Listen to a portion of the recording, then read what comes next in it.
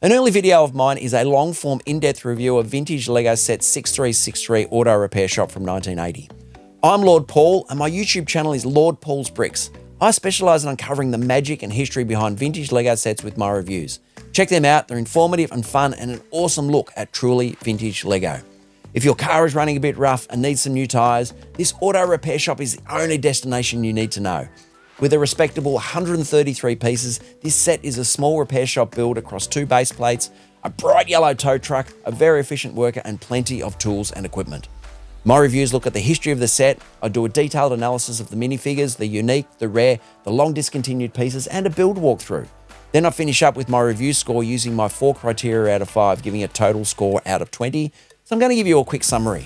A reminder that I try to review these sets in the context of the era in which they were first released, which for this set was 1980.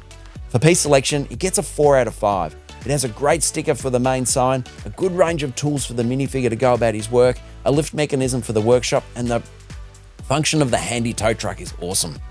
The colour selection is really bright, but when in a town layout, it's quite standard for the era, but it really stands out and I like it.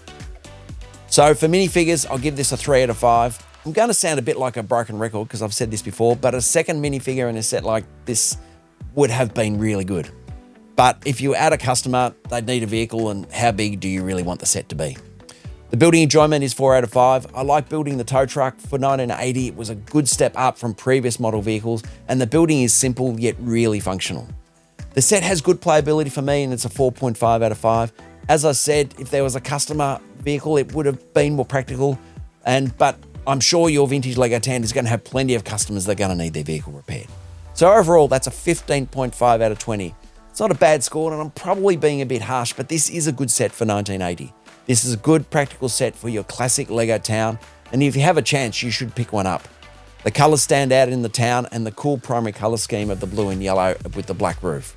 Remember, the link to the full review is in the description, so head over to the channel to see that, along with a few dozen other vintage set reviews. But let me know what you think of today's summary by giving the video a like. If you'd like to see more vintage set reviews, remember to subscribe, and as always, feel free to leave a comment. Keep on building and keep expanding your amazing vintage Lego town. I'm Lord Paul, and this is Lord Paul's Bricks, and bye for now.